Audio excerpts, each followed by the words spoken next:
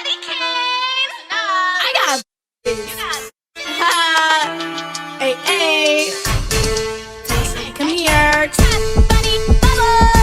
I still get texts from my ex. You thinking that's yours, but she moving to the next. No can compare. They all call me an ex, 'cause I like us. But don't be mad when you going through my text. Hey, hey. Tell her shorty come here. I'm trying to her back out, walking funny for the year. Tell me that you want me, that's the I always say. I got three on me like the three musketeers. Hey, hey. Tell her shorty come here. I'm trying to back out, walking funny for the year. Tell me that you want me, that's the I always say. I got three on me like the three musketeers. Shake that ass or kick rocks. This situationship, I'm trying to see that box. Saw her on her Tinder, said she like long walks. Running with my phone, but got these locked up. Who got this phone? Yeah, shorty love it 'cause I'm making her trying to find another. Hey, hey. Tell her shorty come here. I'm trying to back out, walking funny for the year. Tell me that you want me, that's the I always say. I got three.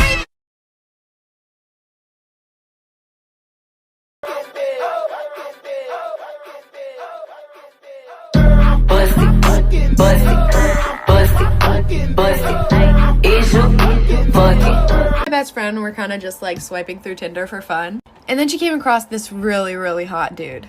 So of course she swiped right, and they talked all night long. And he said he had an Android, so he couldn't FaceTime, but his messages were blue, so I thought something was off. She was too blinded to see that something was up in the first place because she was messaging with a really hot guy. So about a week of them just like texting back and forth and I guess getting to know each other, they decided that they were gonna meet up. So they both decided that they were gonna meet up at an Olive Garden near them.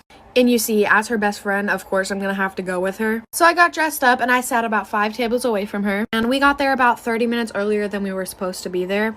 Okay, so my best friend had 3 bowls of fettuccine alfredo before he got there. So when he got there, it wouldn't look like she ate a lot.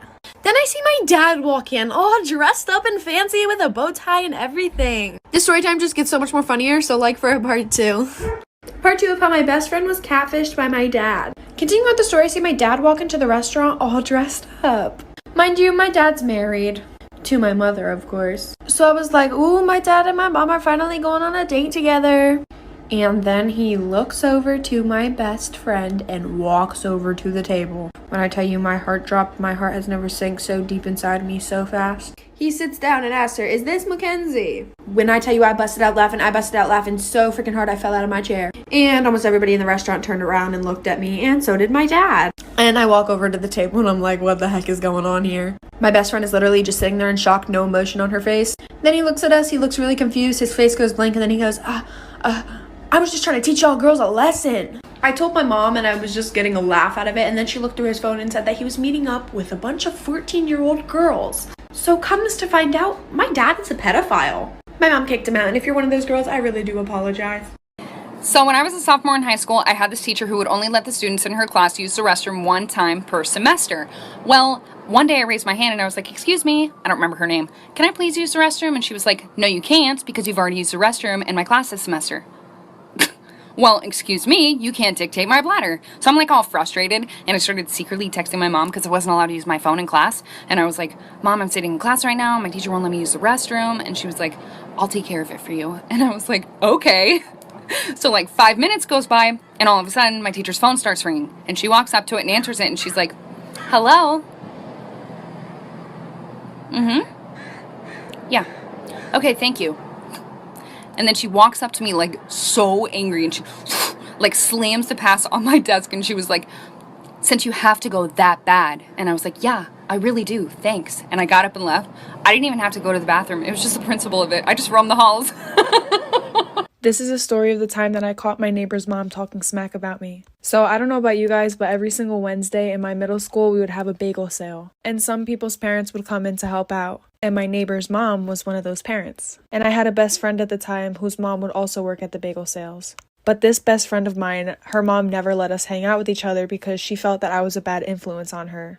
When in reality, it was the complete opposite. She was the one that snuck the boys in her house, if you guys remember that story time, where they peed in a flower pot. So basically her mom wouldn't let us hang out. And sometimes my friend would go with her mom in the morning, basically as a ride to school, and to help out with the bagels too. And one day when she went in with her mom, my neighbor's mom also was there too. So my friend starts eavesdropping into their conversation, and my friend's mom brings me up and says how much of a bad kid I am and a bad influence. And my neighbor's mom was like, "Oh wow, that's my neighbor. Like, we always suspected something bad about her. Our whole entire neighborhood knows this about her." Basically making stuff up about me. So then I go home crying, tell my mom. Part 2 of catching my neighbor's mom talking smack about me. So my best friend tells me all these things that my neighbor was saying about me, obviously. And I got really upset, so I went home and I just started to cry. Because for some reason I felt like when I was younger, every one of my friends' parents hated me.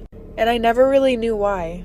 I was always the type of person to let my friends do whatever they want and encourage them in doing whatever they want, whether that's breaking the rules or following the rules. So I mean, I guess that could be something, but I'm just being a supportive friend, Sorry, I got off topic. So when I told my mom, she was like, "Okay, come with me, I'm gonna knock on her door." And I was like, heck no, I do not feel like dealing with this. Mom, you deal with it. So she calls her up on the phone, puts her on speakerphone, confronts her about the situation, and this lady starts going on about how she loves me like I'm her own child, saying that I was never a bad influence on her daughter, and that she actually wanted me to hang out with her daughter more. That's not what she was saying at bagel sale. This boy lied about his age just to date me. Story time. So back when my cute self was a senior in high school, there was this new girl that came to our school. Long story short, me and her ended up becoming super close. I went to her house, spent the night. Her family loved me. I mean, why wouldn't they? Anyways, she had a brother. We're gonna call him Binky. Me and Binky got pretty close. Now I want you guys to keep in mind, Binky didn't go to my school because their parents were divorced. So the sister who I was friends with lived with her mom, and Binky lived with his dad who lived in another city. But sometimes Binky would go to his mom's house, which is how I met him. Now that we got that out of the way, as me and Binky were getting closer, one day he asked me, "Hey, how old are you?" And I was like, "Oh, I just turned 17. How about you?" He told me, "Oh, I'm 17 too, but my 18th birthday is coming up." After a while, me and him eventually started dating. Then one day, I ran into his cousin who happened to go to my school. The rest of this story is crazy. This boy lied about his age just to date me. Story time. So I ran into his cousin who just so happened to go to the same school as me. What a small world. Anyways, we start having a conversation and she asked me, "Oh my God, are you dating Binky?" And I was like, "How do you know that?" Because at the time, I didn't know that she was his cousin and he didn't go to the same school as me. So I didn't know how she would have known that. And then she tells me, "Oh, that's my cousin." As we're talking, she says, "Oh, are you going to go to his birthday party?" And I'm like, no, he actually didn't tell me he was having a birthday party. Weird. And she's like, "Yeah, that's really weird because it's coming up next week." And I'm just sitting there well, maybe he'll tell me. He probably just had a lot on his mind. And then she says, "I can't believe he's going to be 16 already. Time flies. We're going to throw him a sweet 16 party." After she says that, I just look at her like, you mean 18, right? You said 16. I think you meant 18. Sorry, there has to be a part 3. This boy lied about his age just to date me. Story time. Part 3. So his cousin starts talking about "I can't believe he's gonna be 16. And I look at her thinking I'm tripping. You said 18, right? You didn't mean 16, you meant 18. And then she's like, "No, I meant 16. So that's when I found out he's actually 16, or about to be 16. So I was 17 dating a 15-year-old. And I know a lot of you were like, "Oh my God, it's not really that much of an age gap." Listen, the fact that he lied about it is bad enough for me. Secondly, I would have been 18 and he still would have been 16, turning 17. But that's a little weird for me and I didn't want to catch a case. That's why I wasn't looking for a younger boy.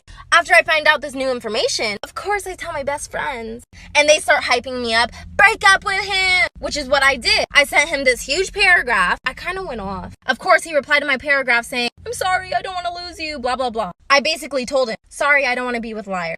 I blocked him and haven't seen him. This is why it's better to have one friend that you hang out with regularly instead of having a big group of friends. And trust me, you're going to want to listen to this story time. So when I was a sophomore in high school, I was kind of going through an identity crisis, and low-key still am. I went to a predominantly white school for the majority of my life. So let's just say I was extremely whitewashed. It was one of those times in my life where if a white person said the N-word around me, I would just laugh. Not because I didn't know it was wrong, but because I wanted to be accepted and I wanted to be like everybody else, and I seeked validation. Sophomore year was really when I started to become who I am today. I wanted to learn way more about my culture and my background. So I started becoming friends with people from other schools that are more diverse. Eventually, I met this group of girls. And I thought these girls were gonna be the sweetest girls I would ever meet. Now this friend group was serving flavor. I'm talking diverse to the T. One night we decided that we were gonna spend the night at one of the girls' houses. Let's call this girl Sally. I kept getting lost on the way to Sally's house, and I thought it was because I didn't know the area that well. Keep in mind, that's what I thought was the reason. I get there and we watch like 4 or 5 movies before I end up falling asleep. And when I wake up, I was in a room full of grown-ass men staring at me. Storytime part 2 of why it's better to have one loyal friend instead of a big group of friends. I forgot to mention in part 1 that when I arrived, the men were already there. Mind you, we were in sophomore year. These men looked like they were in college. So I was already a little thrown off, but I trusted it because I was with my friend. When I wake up, these men are like staring at me. But they try to look away really fast, but I could tell that they were staring at me. I start thinking the worst of the worst. I try to think of any possible way that I could get out of there, whether it was physically or mentally. So I pretend to fall asleep just to escape the reality of it. But then one of the men at the bottom of the bed starts rubbing my feet. I immediately kick my leg so I can get his hands off. Now I'm thinking he's gonna be mad and I'm gonna get fucking attacked. So I try to make small talk to loosen the tension. So I look at the guys and I'm like, hey, do you know where the girls went? One of them looks at me and says, oh, they went home. So I'm like, I thought this was Sally's house. And they say nothing. So at this point, I think I'm being set up. I try my best to not make it seem like I'm suspicious of them. I casually